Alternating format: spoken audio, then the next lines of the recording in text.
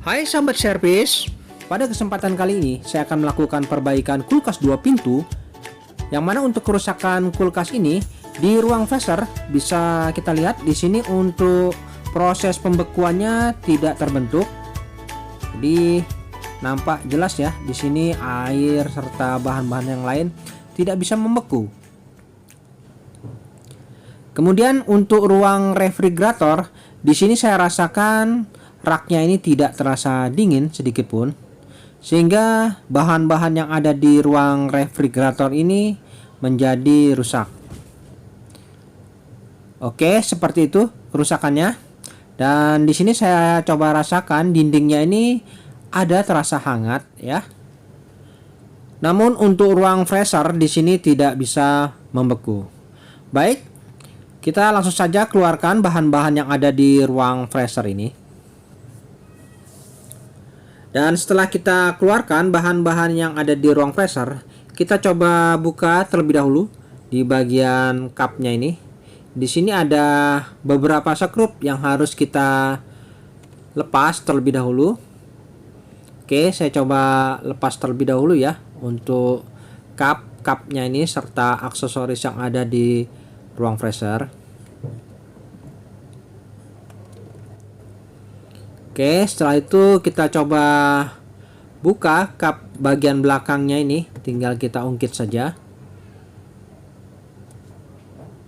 Dan di sini setelah terbuka di bagian cup depannya, nampak jelas ya untuk fan-nya ini berfungsi dengan normal. Ya, berputar. Oke, selanjutnya kita lebih dalam lagi. Kita buka bagian belakangnya. Dan nampak ya, di sini untuk evaporatornya proses pembentukan saljunya tidak terbentuk dengan sempurna. Jadi hanya sebagian saja terjadi es di pipanya ini, tidak menyeluruh. Nah ini hanya satu baris pipa saja yang mengalami proses pembekuan. Oke, seperti ini ya ternyata. Evaporatornya hanya ada sedikit saja esnya ini. Oke, jadi untuk permasalahan seperti ini ada kemungkinan indikasi freonnya tidak lancar atau terjadi kebocoran pada sistem. Baik, saya coba cabut dulu sumbernya. Oke, dan kita akan coba cek di bagian belakang lagi ya.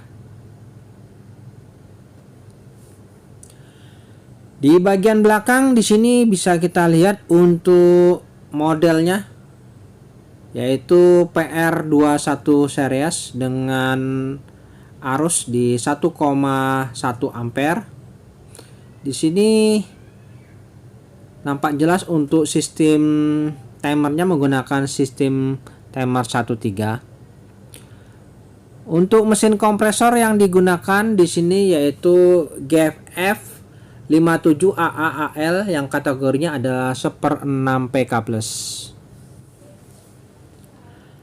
Baik, langkah selanjutnya saya akan coba cek dan pastikan apa kerusakan dari kulkas ini.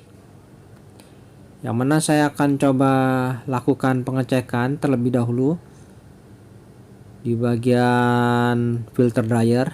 Di sini ada box timer, kumpulan dari kabel.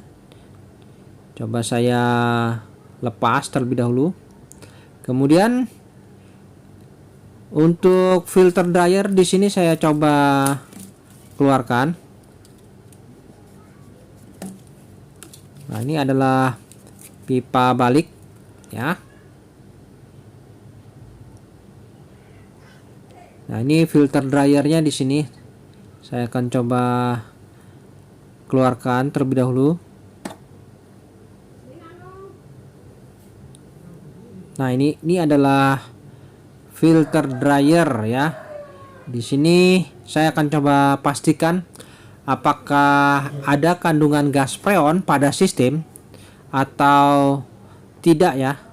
Di bagian pipa kapiler sini, di sini saya akan coba potong.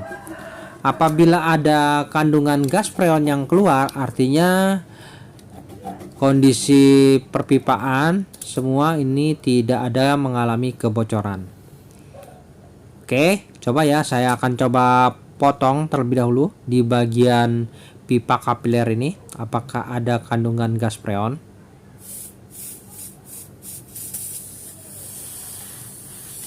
Oke, di sini ada kandungan gas freon yang keluar ya pada sistem. Dan kandungan gas freonnya di sini saya rasakan lumayan banyak. Dan di sini untuk kerusakan kulkas ini, apakah benar terjadi kebuntuan atau sirkulasi freon yang tidak lancar pada sistem, atau memang ada kebocoran halus pada sistem ya. Jadi nanti kita akan coba pastikan benar penyebab dari kulkas ini, apakah memang benar ada kebocoran pada sistem atau sirkulasi freon yang tidak lancar. Karena di sini untuk kandungan gas freonnya lumayan banyak ini keluarnya. Oke, jadi kita harus pastikan lagi ya, apakah memang ada kebocoran pada kondensor atau ada kebocoran pada evaporatornya.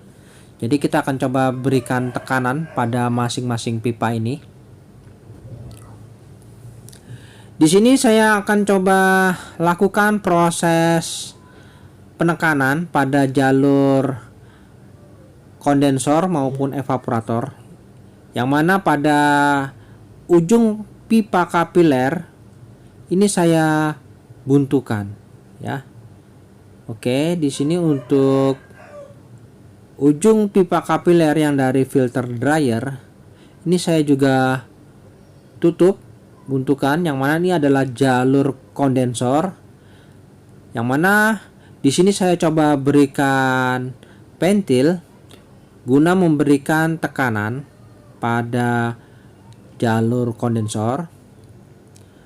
Dan kita akan pastikan apakah kondensor ini tidak mengalami kebocoran ya. Di sini saya juga berikan pentil pada jalur evaporator untuk memastikan apakah tidak ada kebocoran juga. Baik, selanjutnya saya siapkan selang manifold double. Nah, di sini saya menggunakan double manifold yang untuk melakukan proses penekanan. Saya menggunakan selang pipa pada keduanya agar mendapatkan hasil yang betul-betul akurat dan maksimal.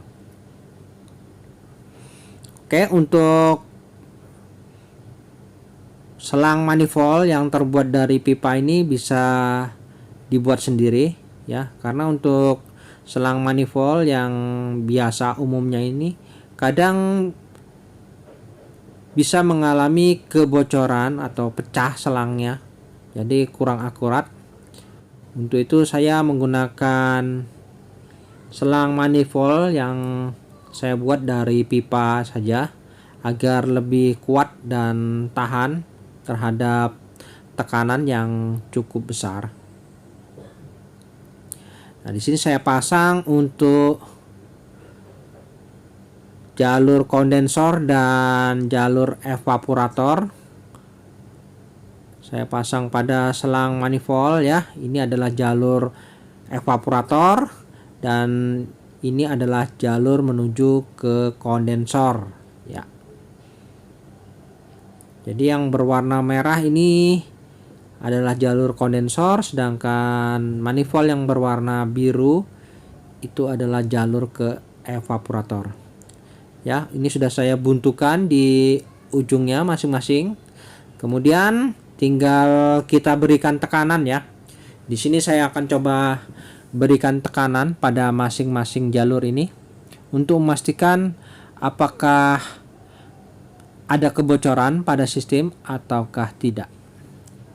Selanjutnya di sini tinggal kita berikan tekanan Saya siapkan mesin pompa kompresor yang bekas dari kulkas sebagai media penekannya.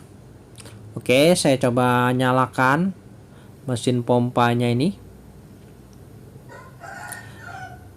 Dan di sini untuk keran manifoldnya ini kita coba buka keduanya. Pastikan terbuka terlebih dahulu. Kemudian untuk selang manifold yang berwarna kuning ini saya pasangkan di mesin pompa kompresor untuk proses penekanan. Dan di sini untuk proses penekanan berlangsung ya. Di sini biarkan saja jarum manifold bergerak naik. Ini ya, naik secara perlahan-lahan. Kita akan coba berikan tekanan paling tidak untuk tekanan kisaran di 350 sampai 400 PSI. Oke, setelah nanti cukup tekanannya bisa kita tutup kerannya ini. Oke, kita sambil tunggu dulu proses penekanan berlangsung. Dan untuk proses pompanya ini bisa menggunakan mesin kompresor bawaan, bisa juga, tidak ada masalah ya. Bebas saja apabila tidak memiliki mesin kompresor bekas. Untuk khusus penekanan bisa menggunakan mesin kompresor yang ada pada mesin kulkas. Oke, di sini untuk tekanannya sudah mendekati di 400 PSI. Jadi kita siap-siap ini melakukan penutupan keran manifold ya. Jadi kita fokus dulu di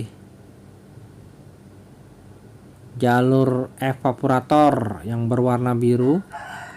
Kita coba fokus dan sudah cukup, kita tinggal tutup. Selanjutnya kita fokus lagi di jarum manifold berwarna merah ya. Oke, sudah tertutup ya. Dan di sini sudah kita cabut pompanya.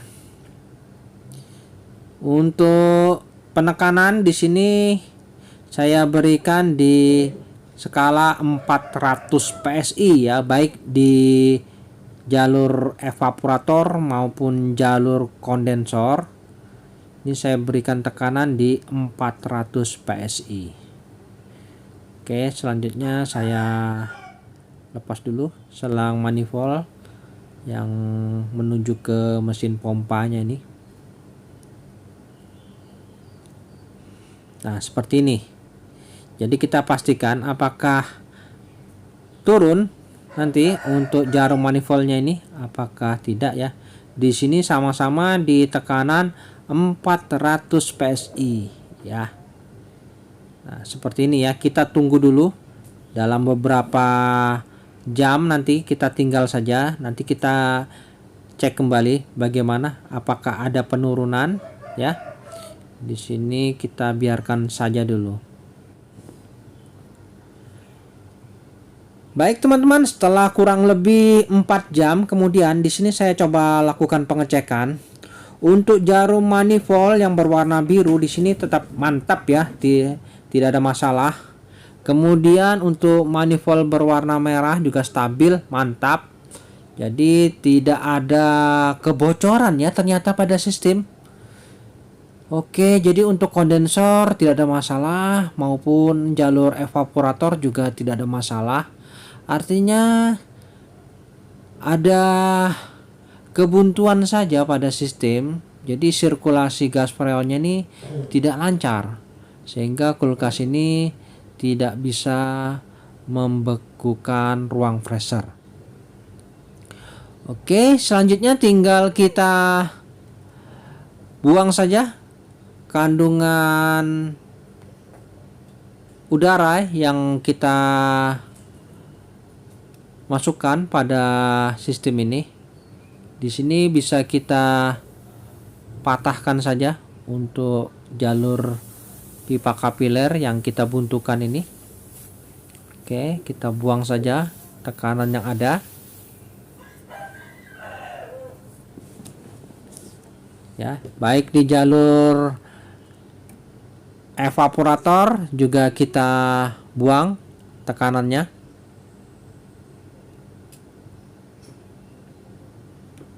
Oke, saya coba patahkan saja pipa kapiler ini. Nah, ini ya, jadi kita kosongkan ya tekanan yang ada pada sistem, biarkan saja.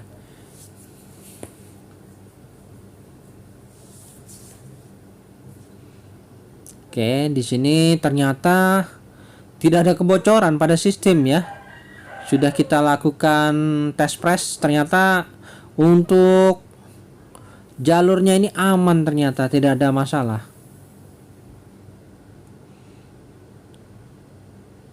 Oke, di sini untuk tekanannya sudah kita buang semua. Selanjutnya kita lepas untuk selang manifold.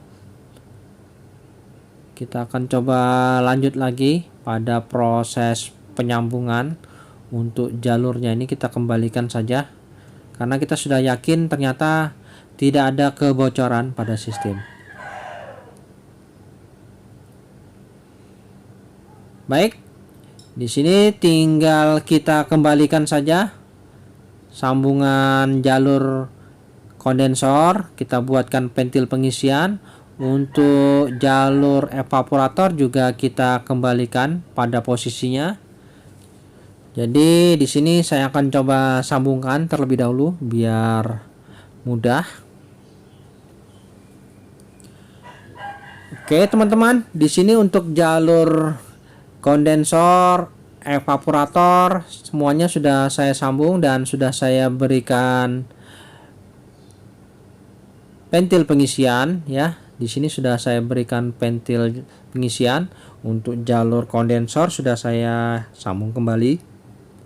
Jalur evaporator juga tinggal kita pasang pipa kapilernya ini. Yang mana di sini untuk jalur pipa kapiler saya akan coba buatkan lubang saja pada filter dryer.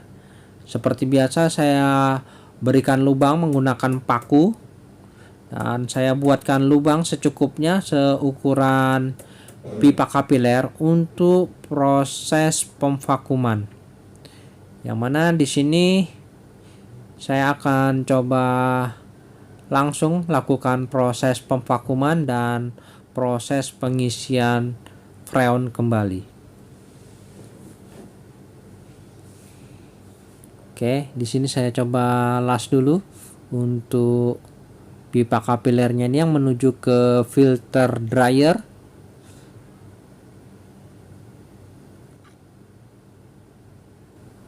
Nah, ini saya coba las. Oke, sudah terpasang untuk pipa kapiler pada filter dryer. Dan selanjutnya setelah terpasang, di sini saya akan coba lakukan proses pemvakuman. Yang mana di sini saya coba hidupkan terlebih dahulu untuk unit kulkasnya ini. Dan di sini untuk udara yang ada pada sistem akan terdorong keluar melalui jalur pembuangan pipa kapiler ini.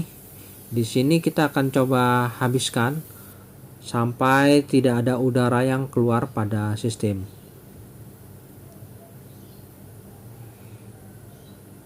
Oke. Untuk arus di sini saya akan coba ukur menggunakan tang ampere. Oke, saya coba lakukan pengukuran arus, berapa besaran arus saat running ini tanpa beban, dan nanti bisa kita lihat arusnya saat proses pengisian juga.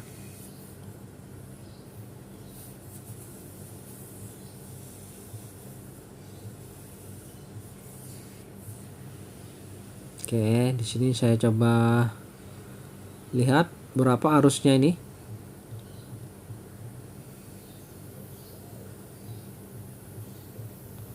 Ya, arusnya di 0,7 ya. 0,7 arusnya. Dan di sini hembusan udaranya cukup kencang. Dan kita akan coba lakukan proses pemvakuman. Untuk di nameplate di sini arusnya di 1,1. Di sini masih di 0,7 karena belum ada beban. Oke, di sini saya siapkan selang manifold dan saya akan coba lakukan proses pemvakuman.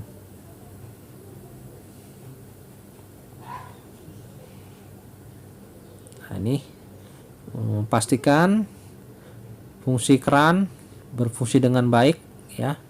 Kita tutup keran manifoldnya ini, dan di sini untuk proses pemvakuman berlangsung kurang lebih 30 menit ya. Di sini pastikan udara yang ada pada pipa kapiler ini, pembuangannya ini sudah tidak ada lagi. Dan untuk proses pemvakuman ini kurang lebih waktunya 30 menit. Baik teman-teman, setelah kurang lebih 30 menit proses pemvakuman berlangsung. Di sini untuk jarum manifold menunjukkan di minus 30 PSI. Sedangkan untuk arusnya di sini saya coba lihat menunjukkan di 0,69 ampere. Selanjutnya saya pastikan di sini sudah tidak ada lagi udara yang keluar pada pembuangan. Tinggal saya tutup. Oke, setelah saya tutup dan selanjutnya saya coba las permanen saja. Ya, di sini untuk jalur pembuangan udara saya coba tutup permanen untuk menghindari kebocoran yang tidak diinginkan. Dan setelah tertutup rapat, selanjutnya saya siapkan freon. Nah, ini ya. Saya menggunakan freon Bestcool 134A HD.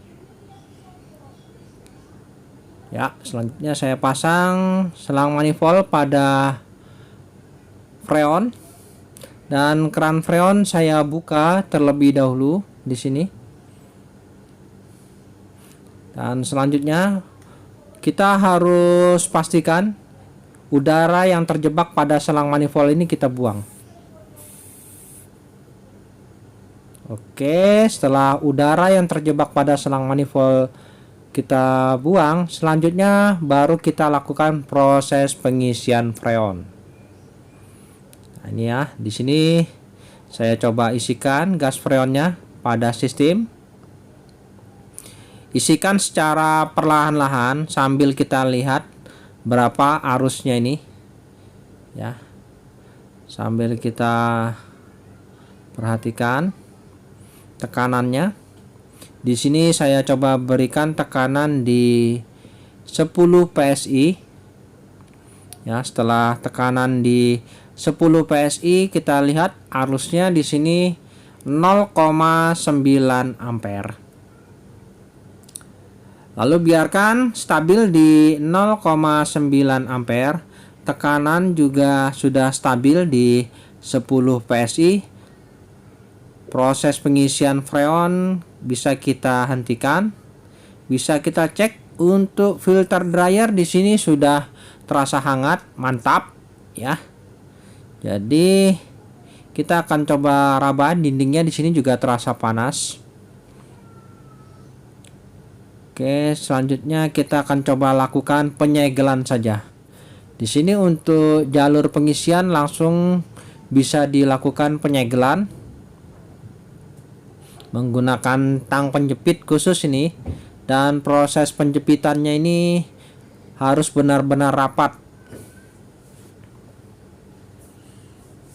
Oke, setelah itu bisa kita pastikan apakah sudah tidak ada lagi kebocoran saat proses penjepitan. Pastikan ya. Oke, sudah tidak ada lagi freon yang keluar. Selanjutnya bisa kita lepas untuk selang manifold pada ventil pengisian. Kemudian kita bisa tutup permanen. Oke, di sini saya akan coba lakukan penutupan permanen pada jalur pengisiannya ini.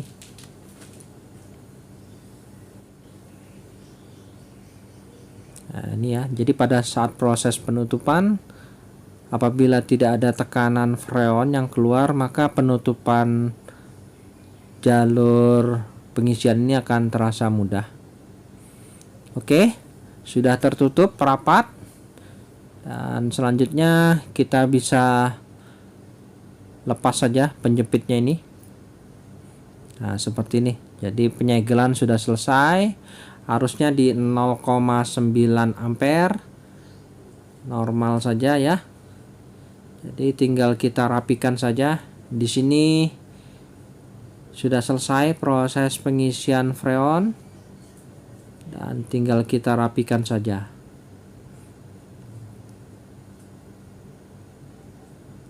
Oke, saya coba rapikan. Saya kembalikan penutup pada overload dan PTC relay ini. Saya tutup kembali.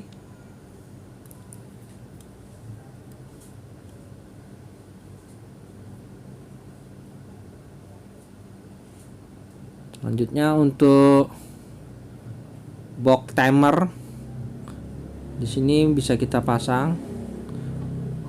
Dan untuk filter dryernya ini bisa kita rapikan saja.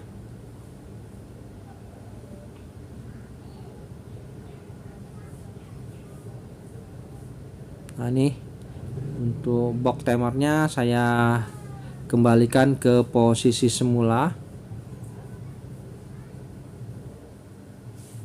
Ya, seperti ini ya. Kemudian untuk penampungan air bisa kita pasang kembali. Oke, sudah terpasang semua ya. Jadi tinggal kita lihat hasilnya sementara. Nah, ini sudah terpasang semua. Bisa kita lihat hasil sementara pada ruang freezer. Untuk dindingnya terasa panas di sini. Nah, oke ya, di sini sudah terasa hawa dinginnya. Kemudian bisa kita lihat untuk evaporatornya. Di sini untuk proses pembekuannya sudah menyeluruh, nampak terlihat ya, sudah memutih. Jadi proses pembekuannya sudah sempurna di sini, mantap. Dan selanjutnya tinggal saya rapikan kembali kap-kapnya ini, penutupnya ya. Oke, saya tutup dulu. Baik, di sini sudah saya rapikan ya. Untuk kap-kapnya, aksesorisnya sudah terpasang semua ya, sudah lengkap. Tinggal kita lakukan pengujian. Yang mana di sini akan saya coba berikan botol air mineral yang saya uji di ruang freezer. Nanti kita cek kembali bagaimana proses pembekuannya. Kemudian untuk ruang refrigerator di pintu bawah, di sini saya coba berikan juga air mineral pada kemasan gelas ya. Kita bisa lihat nanti hasilnya juga. Dan kita tunggu dalam beberapa hari, nanti kita cek kembali. Baik teman-teman, setelah 4 hari kemudian di sini saya coba lakukan pengecekan. Saya raba di dindingnya, terasa hangat ya, mantap. Kemudian untuk ruang refrigerator di pintu bagian bawah, saya coba rasakan di rak-raknya ini, terasa mantap ya dinginnya, sudah tidak diragukan lagi. Untuk air kemasan mineral pada gelas saya rasakan sangat dingin ya. Jadi normal sudah untuk ruang refrigerator. Kemudian di ruang freezer, wah, di sini kepulan hawa dinginnya terasa. Kemudian ini air kemasan botol yang kita tes, untuk proses pembekuannya di sini nampak sempurna ya. Jadi sudah tidak diragukan lagi, untuk ruang freezer benar-benar sudah normal ya. Oke, Baik teman-teman, sampai di sini dulu perjumpaan video saya dan kita akan ketemu lagi pada video-video saya selanjutnya. Sampai jumpa.